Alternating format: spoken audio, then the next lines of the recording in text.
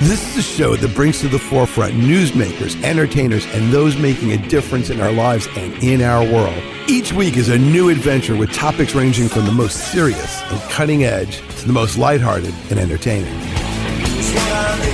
This is Taking Care of Business with Richard Solomon. Greetings, everyone. Richard Solomon, Taking Care of Business. How are you? This is a co-production of My Father's Place. And guess what we have? We have the Hitman Blues Band in attendance in the studio. We got Russ Alexander. And I want you to hear just a little bit of this song. This is called Bad Bad Man. And we'll be back in a second. But just want you to enjoy and sit back and listen to this great music.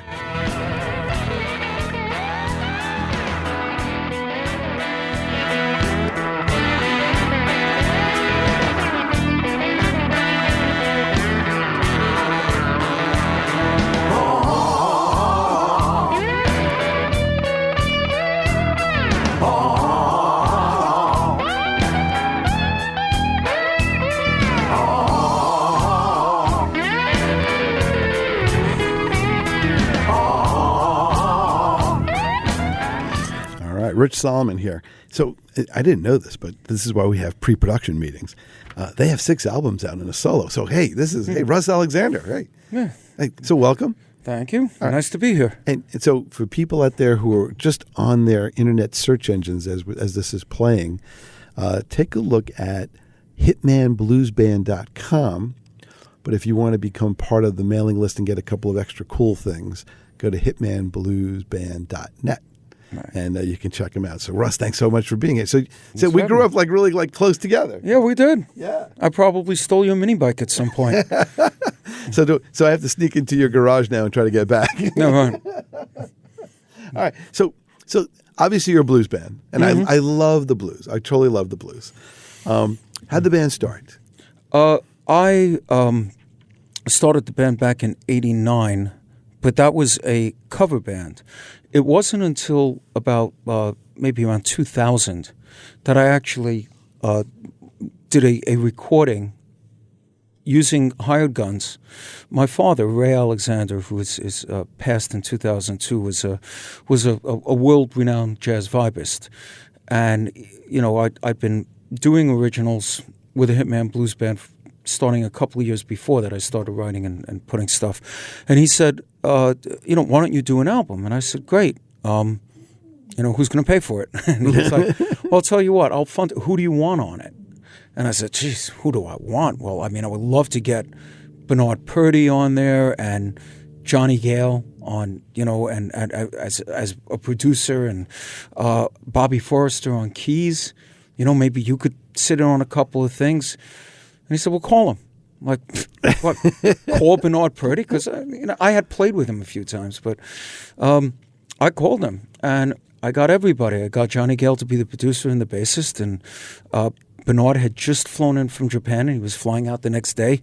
I got everybody together. We did all the rhythm tracks were done in one session, and which ended up being the way that all the albums went. All the rhythm tracks get done in one, like, mad and lunatic session, and then I'll overdub the guitar, and the vocals. And the reason being that because we're concentrating on getting the sounds on the drums and the bass and the keyboards or whatever, so I lay down scratch tracks for the vocals and the guitar because I'm cheap. I can always, go in and do it. I don't have to pay myself much, so I can always go in and overdub. Whereas usually the guys, I got them for that day. Right, so you gotta get the most out of them while you got them. Gotta get the most out of it, and what invariably happens is if it's a 6 or 7 hour session, the first 3 hours we lay down 1 or 2 songs, and I'll be in absolute panic mode, and then we'll lay down like another 8 songs or 10 songs in the next 3 hours, and we'll just go, and it's just that it works so far. So when you write music. Mm-hmm. Are you like a computer guy? Are you a paper guy? Are you a walk around with your cell phone kind of guy? Or is it all those things? And do you keep things near your bed so if you wake up in the middle of the night with like a tune in your head or something like that? Yes. All of those? All of those. I used to carry around paper in my back pocket, and I would write things down, write down song ideas, and I would sketch out little staffs and write the notes down. But now, because we have these wonderful cell phones, I have a MP3 recorder on it, and I will sing into it. And if I wake up in the middle of the night with an idea, I'll try and force myself to actually use it, because you always go, oh, I'll remember this in the morning. And no, you you never- won't. You never will. You just aren't going to. I remember I had this really long ongoing litigation, and we were wrestling with this problem. How do you explain like this particular phenomenon? It was like a medical thing. And what was the analogy to make people understand it in a way that brought it to common sense? And somehow, after years and years and years of litigation, I woke up in the middle of the night and I said, that's it. I had the eureka moment. All right. And I didn't write that. I said, oh, yeah, I'll remember this because this is brilliant. When I woke up, it leaked out and was gone. Yeah. I've had dreams where I've heard a song and thought, that is a great song. I wish I wrote something like that. And then I'll wake up and realize that I did write something like that in the dream. That was my song, and desperately tried to remember it. Right. But, if only you could put like a tape recorder to your head. sure. Yeah.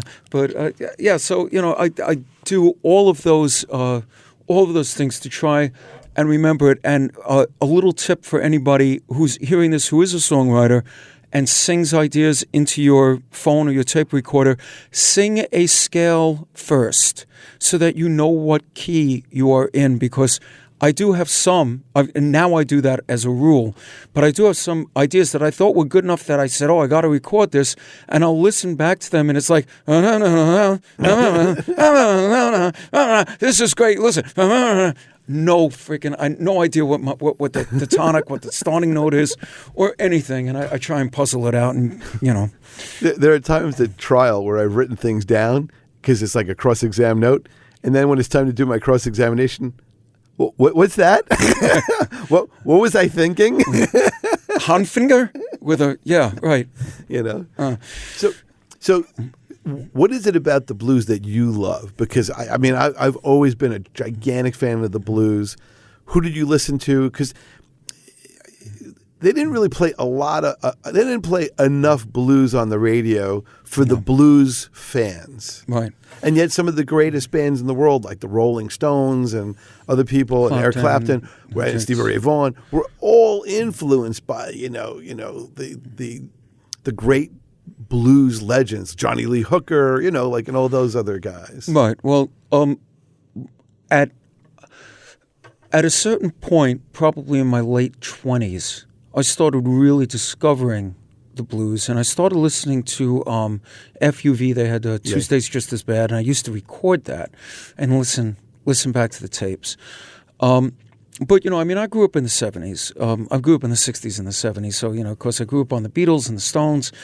And, I got into progressive rock. And I was doing original bands since I was about 15. And I had a new wave band called Candy. And before that, we had a progressive band called Childhood's End. We used to play the rock conventions at the Diplomat. And, also played CBGBs with the Candy. And, but as time went by, I started thinking, look, I'm not getting any younger. What kind of genre could I be happy playing when I'm like 90 and not feel like an idiot? So now it turns out that there are two that you could do. One is the blues. The other is heavy metal, because you could be 100 and play heavy metal and people will still come to see you because they've got an amazing audience for metal. I read on the internet like just the other day that in England, a couple of very old guys. It's in Germany. I posted that. Oh, okay. Yeah. Got out of the old age home and they found him at a metal concert. It was the world's biggest metal concert starts with a W in Germany. And they snuck out and they found them around midnight or something and they didn't want to go home. But that's what I mean. You can, with metal, if your band's in their 70s, nobody cares. Fucking do it. And with blues, nobody really cares. The only difference is that the blues audience is generally an older audience. It's not as mixed.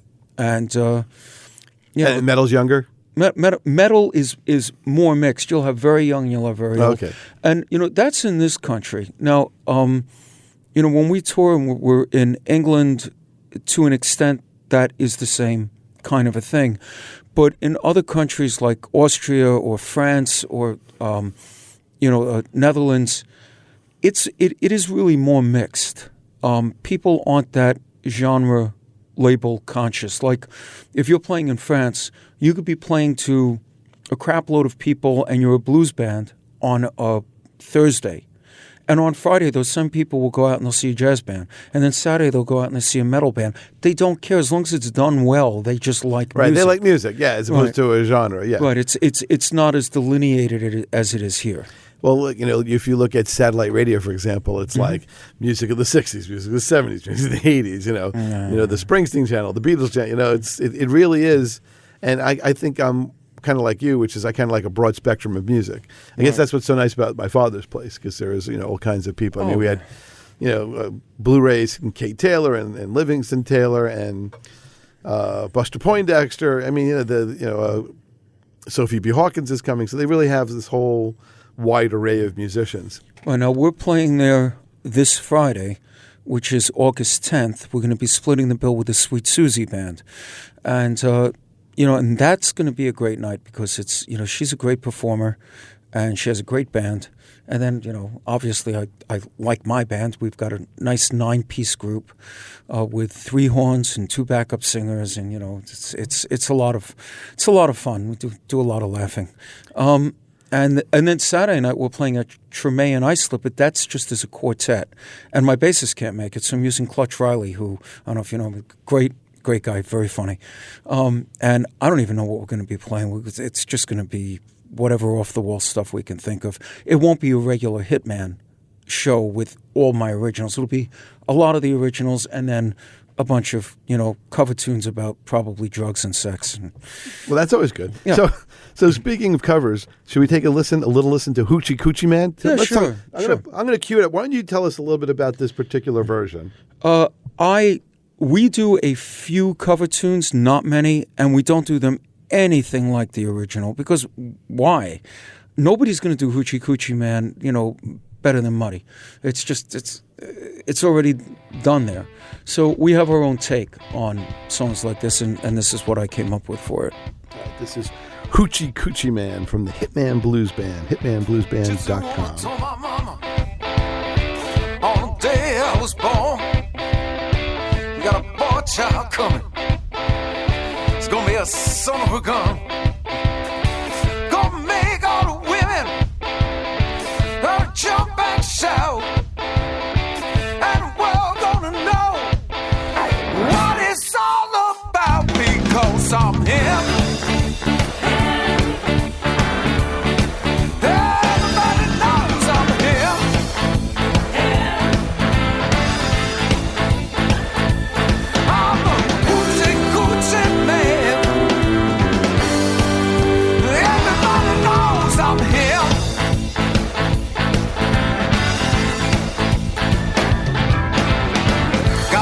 Cat bone, I got a mojo too.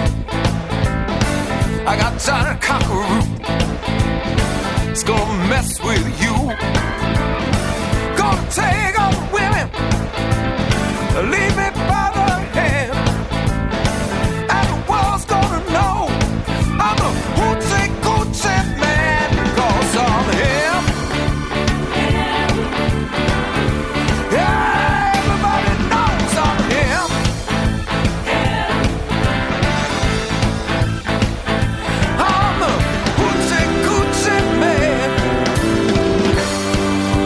Everybody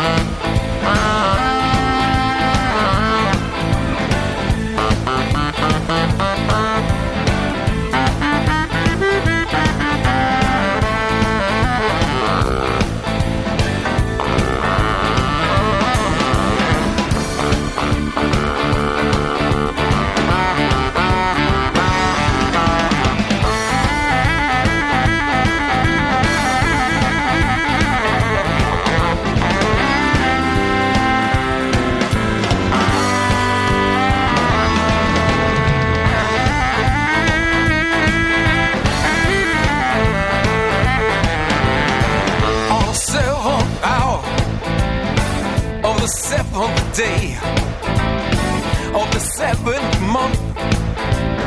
The 7th doctor said he was born for good luck. Just you wait and see. I got $700. Don't you fool with me, because I'm here. Yeah, everybody knows I'm here.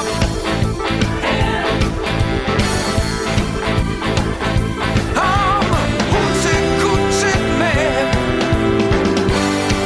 and everybody knows I'm here. Here we go. All right, we're going to finish this up in the background. So this is Richard Solomon. I'm with Russ Alexander, the Hitman Blues Band, hitmanbluesband.com. And for kind of cool downloads and things like that, a 5-song sampler, go to hitmanbluesband.net. Now, one of the things I was going to ask you, maybe we'll do this on the after the break, is who did you watch as blues musicians, as a fan in the seats? We'll talk about that on the other side of this, but I'd love to talk a little bit about that. All right, so This is Richard Solomon, taking care of business, My Father's Place Radio, and we'll be back in a minute. Keep it locked in because we got a lot more radio ahead of us.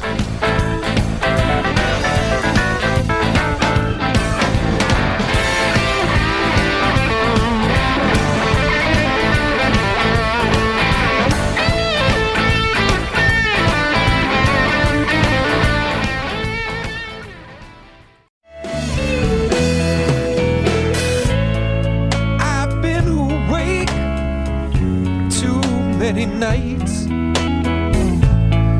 waiting for sleep to overtake me. All right, Richard Solomon, Russ Alexander from the Hitman Blues Band, and that was just a little taste of a song called Angel in the Shadows. I'll give you just a little bit more. Here's just a little bit more. Wouldn't break me. Time is going faster. Days slipping by. She's here. All right, so I'm going to ask you about this song in a second, but I did promise everybody who's listening that before the break we're going to talk about who your blues concert experiences were. So who did you see that you just really still remember to this day that were great blues artists? Well, quite a few actually. I grew up on jazz because my dad was a jazz musician and rock. So it was through a lot of the bands that were blues influenced that I started getting an appreciation for the blues without even really knowing what it was. I mean, I was pretty ignorant musically about some of the genres that had come not that long before, like the 50s. And, now let's say that in 1971 or 72, I was looking at songs from the 50s as if they had been written 1,000 years ago. Now it's 2018. You look at the same thing. You look at a song from maybe 2000, and it seems like it was yesterday. But I saw guys like Clapton. I saw Stevie Ray. Of course, that was when I was older. Johnny Copeland. Brooklyn Slim. I remember going to see when I was younger. The local guitar hero Johnny Gale, who was a rock blues guy, who just floored me with how well he played, and still does, by the way. And a lot of other guitarists, and not even just guitarists, but just musicians in general. And it didn't necessarily just have to be blues, but you could. When something's done well and it's done with feeling and it's done with soul, then it hits you and it influences you in a lot of different ways. I remember reading about Robert Johnson when they first kind of started really rediscovering his stuff and putting it out there again. And they came out with that boxed set.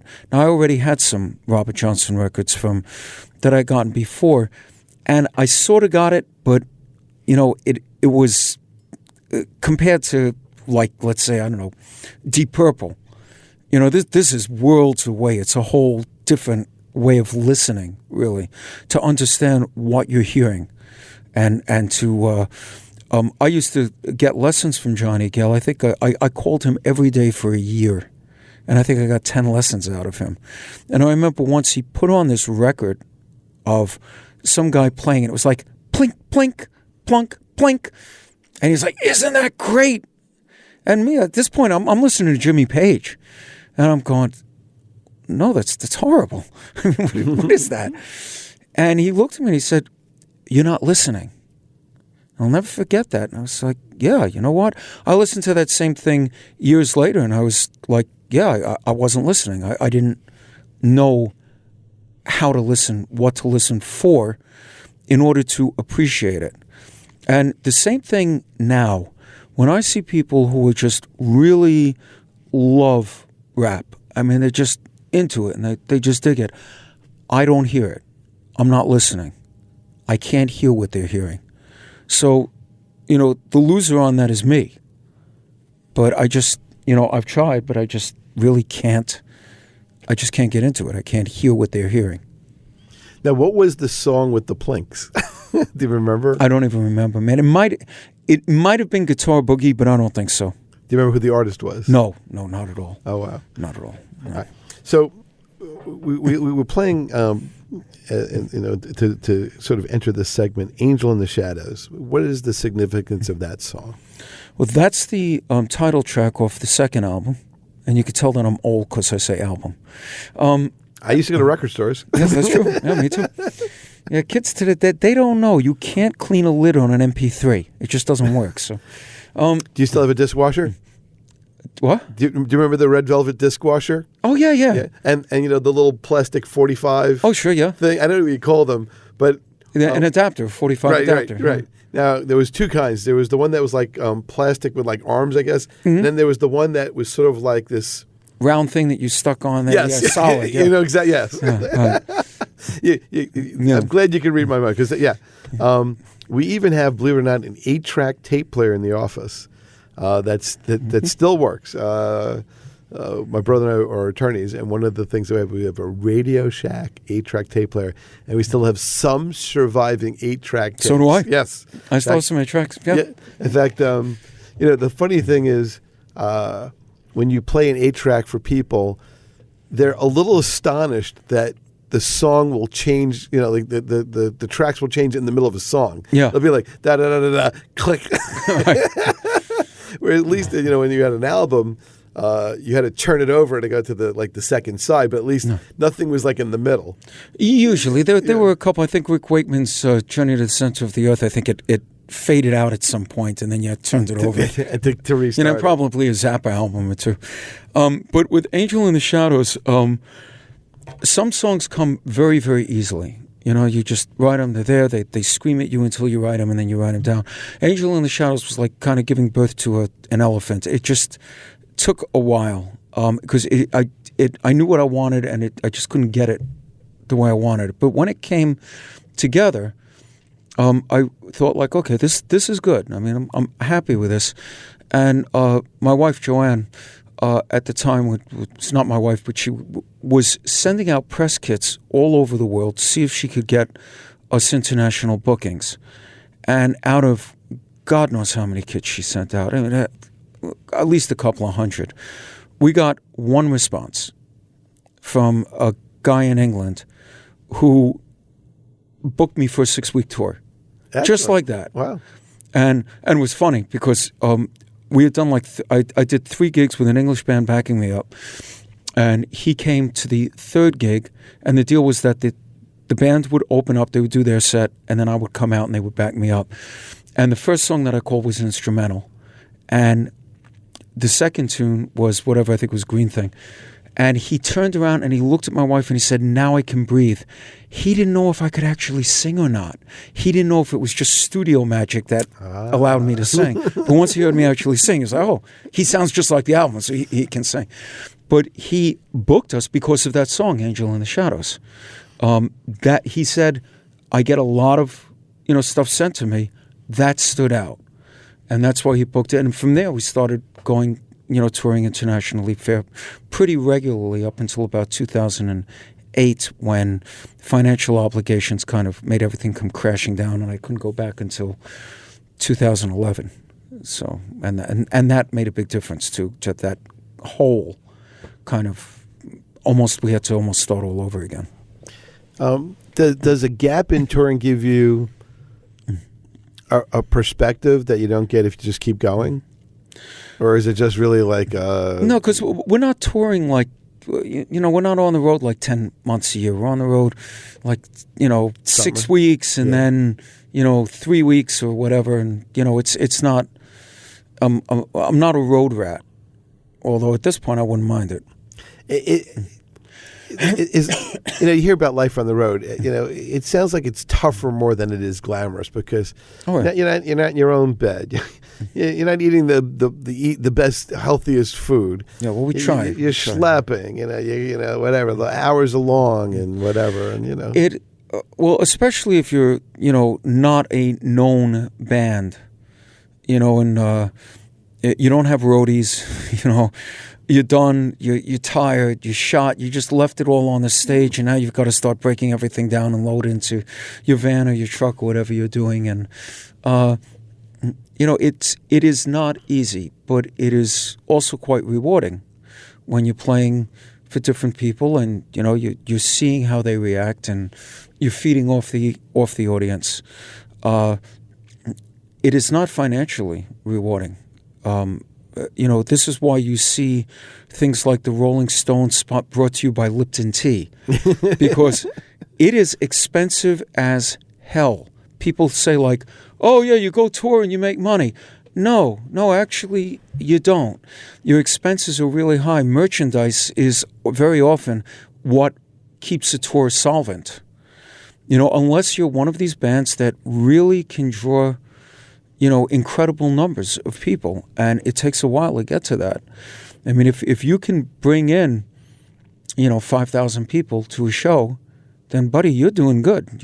You're probably doing real well. Now, without naming names, we use a particular kind of software to book bands, and we see what their touring history is. Mm-hmm. And I'm amazed at some of the name acts because it gives you like an idea of how many people they can draw, what their average ticket price is, and all this other stuff. And I was amazed at some of the artists who only drew so many seats. Mm-hmm. And I was like, wow, I thought they would do like 10 times that. And, and you'd be surprised because some of these people, like, I don't want to mention any names, but looking at the data, I'm like, I was floored, like, wow, We've seen some great artists at whatever they call Westbury now. Well, it used to be the Westbury Music Fair when I was, Right, whatever name it has now. Yeah. We've seen some acts there where they gave tickets away, and it was in the half round, and it wasn't sold out. And they were artists that we used to see at the Garden. I saw the Jefferson Starship when Paul Kantner was still alive, mm-hmm. and it was a headline with Quicksilver Messenger service. Oh, sure, yeah. There was only 50 people in the whole place. Wow. I was stunned. I mean, it's like, this is the Jefferson Starship. Yeah, they didn't have Grace Slick, but they still had Marty Balin, and and I'm like, look, this is a legendary band. It is a whole different dynamic now. We're competing against things that we didn't used to have to compete against. We're competing against Netflix. We're competing against drunk driving laws, which is good, but still, we're competing against high costs for pretty much everything, and it's tough to get people to come out. And people, I believe that people are working harder now than they have ever worked. It's just the nature of things that we have computers now, and some things have been made easier, but other things, it's just not unusual for people to be putting in 50-hour weeks or 60-hour weeks or more, and you're constantly having to up your game in whatever you're doing. Well, the cell phones make you 24-hour accessible. There's no too. There's no busy signals anymore. No. Right. And we're constantly inundated by news and social media and everything else. It is an extremely stressful time. So if you're performing, you've got to offer your audience a cathartic experience. They've got to be able to walk out of your show and say, you know what, I'm glad I went tonight. And I mean, that's what we try and do, and I'm sure that's what most groups That's are the hope. trying Yeah, to do. that's their hope. Yes. The idea is that we're playing on a Friday night. People have been working all day. They've been working all week. Now, when we were younger, we would save it up for Friday night. Now, this Friday night is like, good, I'll go home and I'll get a decent night's sleep for a change.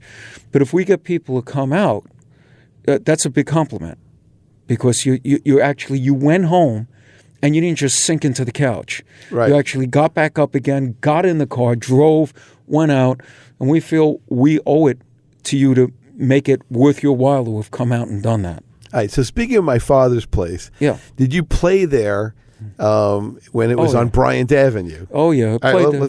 let's talk about that. Yeah, I played there with my group Candy, which was back in the spandex days of New Wave. So, yeah, we were all young and played we played the City Circuit, Peppermint Lounge, and I remember the Peppermint Lounge. Oh, sure, Wow. yeah, Wow. and wherever else the hell we were there, all the CBs and all of that. Never played Maxis. I always regretted that. And we would play that place, and I'm pretty sure that we used to sell it out, and I have no idea how. I wish I could remember how we used to do that.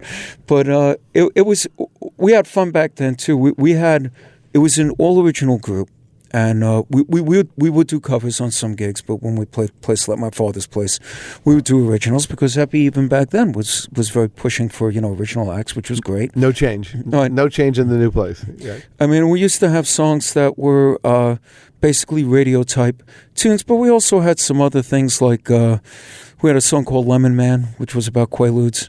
It actually saved our lives when we got booked into a biker dust bar.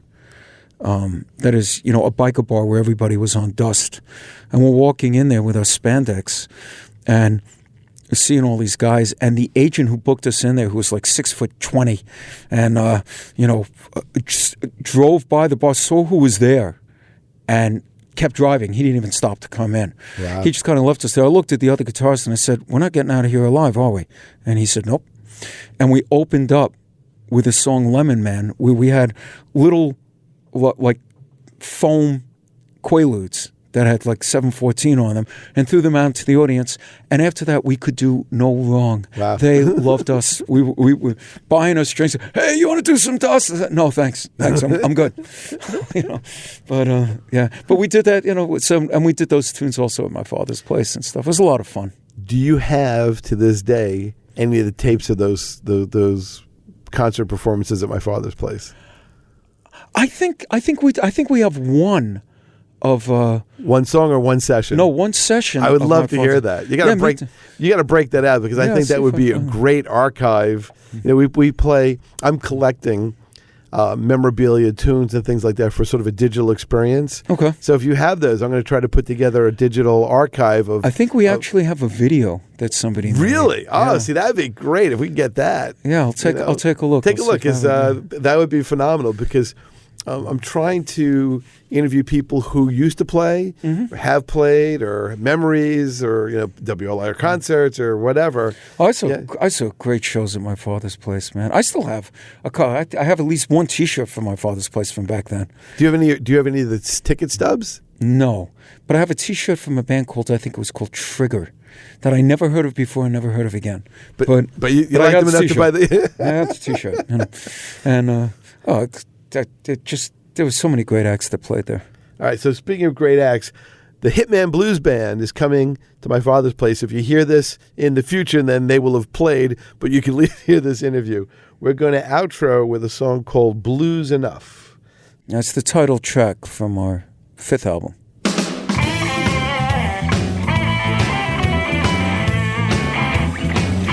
We'll be right back after this very quick break.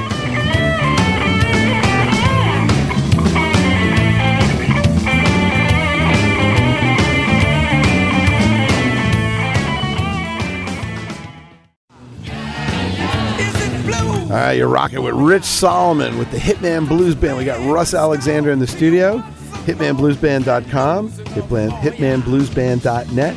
They'll be playing at my father's place But if you missed it, and this is the hit future, then they had a great show.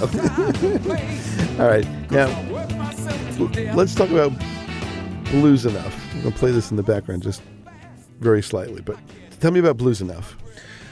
I got, the song? Yeah. Okay, I got shanghaied into judging one of those guitar master concerts, Yeah. And it was for the King of the Blues, guitar. And they gave us a list of criteria, 5 criteria, and one, was technique, and one was execution, and whatever it was.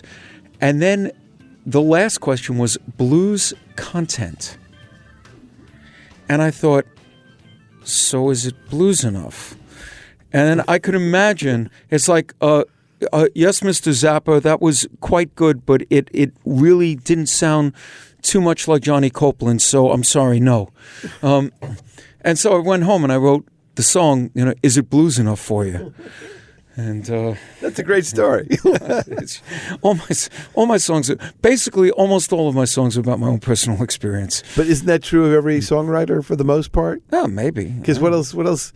All we have is our subjective realities. Sure. So in many ways, it's just that you're the window to those realities for everybody else to share them with you, whereas a lot of us just have our subjective reality, and that's all there is. It's just we kind of keep it to ourselves. You get to express it and share it. So hopefully, yeah. That's kind of cool. So while we're here, so speaking of, this is a good transition. A song called "The World Moves On." Right. That was drawn from your experiences about the world. Well, that's the title track of our most recent album. And it's basically about loss and how you deal with it, or how we have to deal with it. It's the introduction that I give to this song is, as we get older, we have to deal with things changing. Neighborhoods change, and people change, and neighborhoods die, and people die, and we have to learn how to deal with it because the world moves on. Very true. Very true. Let's get into this. This is The World Moves On. Well, I knew this day was coming. Each beginning has an end. But it's just too hard to face it. It's so easy to pretend. Smiling faces caught forever, living in a photograph, while the sun is dropping lower as we hit the second half.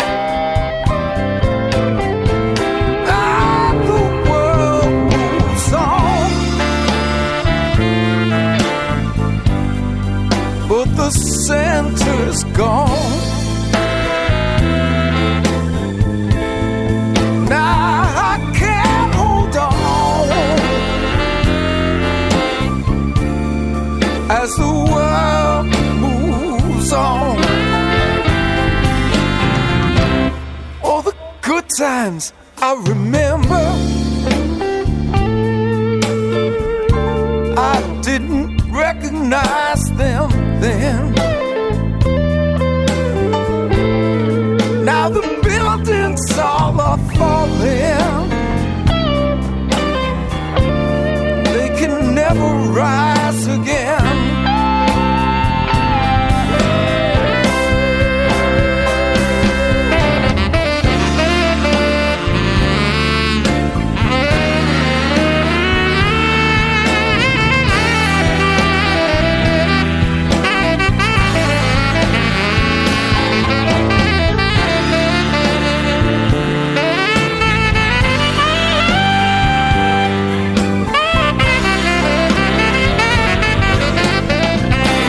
Did I ever really thank you?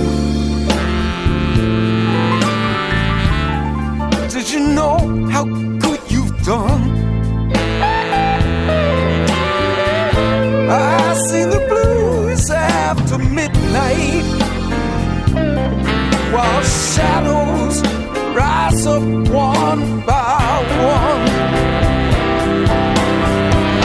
And the world moves on, but my center's gone. I can't hold on as the world moves on. Oh, yeah, the world moves on. Ah, but the center's gone. I can't hold on. As the world moves on.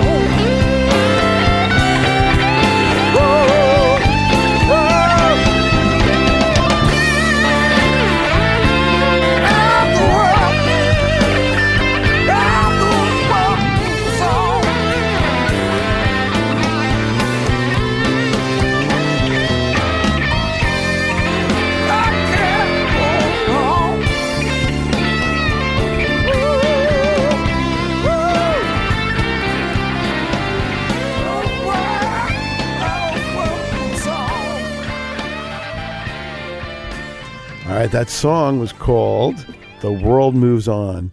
So, do you need to have experienced sadness to understand or to hear the blues? You need to, well, first of all, the blues isn't only about sad. I mean, there's Struggle. there's blues tunes about getting drunk and about having sex and about laughing and eating and, I mean, it's all the blues.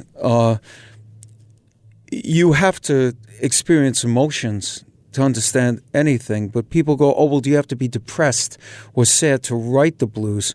Well, when you're going through depression, which most people have, you can't do much of anything. I mean, you're, not really in your right mind.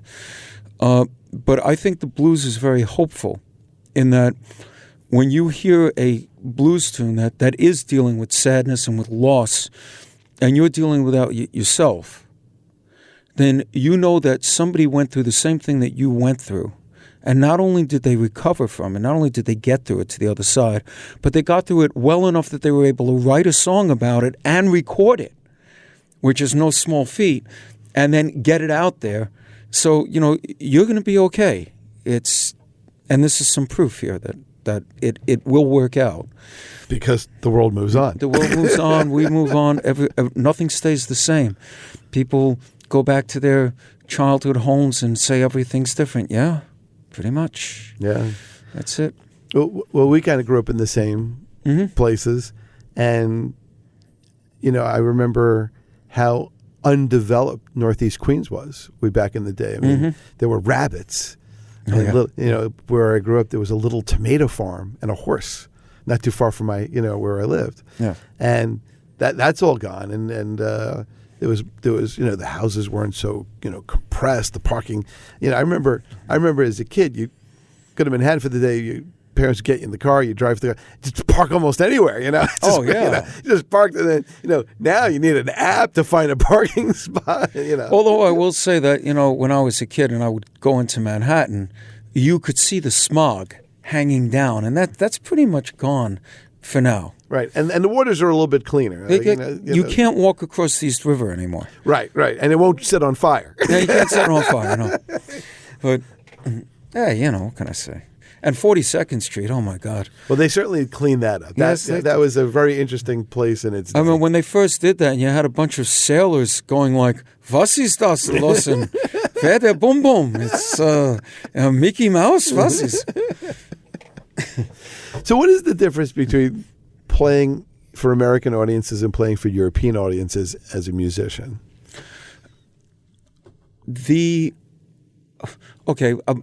I will say that people are people wherever you go, but depending on where you are, I found people overseas will pay more attention. They'll be a more polite audience. They'll be a more attentive audience. But then again, realize that they're looking at, we play modern blues. It's not, we're not playing, rehashing older blues as you've heard. We do kind of a combination of stuff and out pops modern blues. Which we need. We need modern blues because otherwise we can't just have a blues museum and just keep going into the old stuff. Of course. How many times can you keep on playing "I'm a Man"? Exactly the way it was done. I mean, Willie Dixon's great, but come on, but when we're playing overseas, they're looking at like this New York blues band that's coming over, and it's not their local guys that's playing. So first of all, it's like, do these guys suck? And if we don't suck, now we got brownie points. Because we're an American, a New York blues band, and we're not black.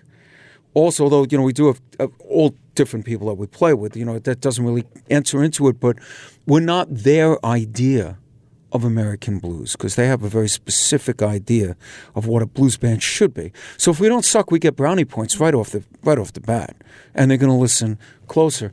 They, if anybody read Keith Richards' autobiography, and he talks about when they were first starting out, people would get into fistfights over what they considered the real blues to be. And it'd be like, if it wasn't a guy sitting on a chair with a straw hat and like a flannel shirt, playing solo guitar with a cigarette hanging, then it wasn't real blues, and anybody else was afraid. And then you'd have other guys going, no, Muddy Waters is real blues. Oh, yeah, I'll kill you. Is the audience different? The audience, I believe, might have different expectations because we are not their local group. And I've heard some groups, man, overseas that would just scare the crap out of you. I mean, fantastic. Now, but are the song requests that you get from overseas different than the song requests you get here? No, remember that we do basically original. No, I understand, but people from your albums. In other words, of your 6 albums, do people go, play Bad Bad Man or something like that? You get more of that here as opposed to maybe in My Father's Place, the people come up to you after shows, I wish you would have played, I don't know, Blues Enough or something. Or No, generally, people who are familiar with our music will ask for, it's not like they're going to ask for something different there than here. It's just up to the person's taste. But, just to give you an example of how people are the same all over the place. We were headlining at a festival for Monica Matchwick in I forgot the name, it starts with a T. Anyway, it was in the southern coast of England, really not on the beaten path. And beautiful hotels, a little, seaside kind of area thing. And it was great, but after we're done with our set, Monica goes, we're going to be having a jam afterwards. You're coming, right? And we're like, oh, yeah. We're coming. Yeah. We're coming. So we're playing, and the band that had come on before us was the host, the guy, Robin Beebe, who's an incredible player. This guy's amazing. So he was hosting the jam, and the guys know my feelings about Mustang Sally, which is basically, yes or no answer. Should I play Mustang Sally? Are you Wilson Pickett? No, then don't play it. But it's 1 o'clock in the morning, maybe 1:30. I'm tanked because Mana keeps feeding me, more and more beers, and we're eating, and some of the guys from my band are getting up to sit in, and here we are in it's sort of the middle of nowhere, man. And what song do they call out at 1:30 in the morning for them to jam on? Mustang Sally. There was a study that said that at any given time, someone in the world is playing Mustang Sally. Right now, this second. When you go to sleep, anybody who's listening, if you go to sleep and you wake up in the middle of the night and you go to the bathroom, while you're going, you can be aware that somewhere in the world there's a band playing Mustang Sally. Well, that was sort of like the statistic that somewhere in the world they were playing I Love Lucy rerun somewhere. Well, that I wouldn't mind. Lucy. So, in the little time we have left, what would you like to tell the people listening about you, the band, your passion for the blues, and what is the Hitman Blues Band experience like? For maybe someone who's not been into a show. Okay, if you've ever tried herding cats, then that's the Hitman Blues Band. And, look, there's been times in my life when I've gone through some not pleasant experiences. And music has helped get me through that. Certain tunes have resonated with me for certain experiences where I would just listen to that song or songs, over and over perhaps. And it gave me for whatever reason, it gave me something to hold on to and help me get through certain things that have happened. That's what we are. That's what the band is about. That's what myself as a songwriter is about. That's what we try and do. Our goal is to make somebody's life better or easier in whatever way that we possibly can. And we try and do it through music. We try and do it through our live shows. We try and make people laugh. And sometimes, with a song like The World Moves On or I'm All About You, which is, or a kind of a love song, or Angel in the Shadows, things like that.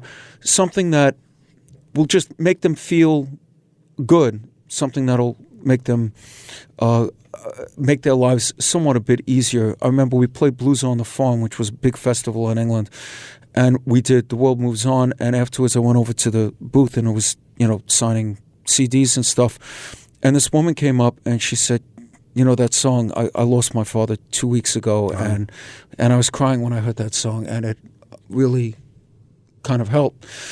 And she's like, I want to buy the CD. And I said, you're not buying the CD. Here, take the CD. I'm signing, take a T-shirt. But that's what we want to try and get through. Wow, this is an amazing show. So Russ Alexander, the Hitman Blues Band, catch them at my father's place. But if you missed it, maybe they'll be coming back, and you'll see them on a subsequent date. It's hitmanbluesband.com, and let's see. We're going to leave. We'll do some music on the way out. Let's see what we got here. Hold on. This is track 7. This country. Streets of Downtown. Vietnam. All right. So this is Richard Solomon. See that crack engineering that I do? So it's Richard Solomon. Take Care of Business, My Father's Place Radio. See you in a week.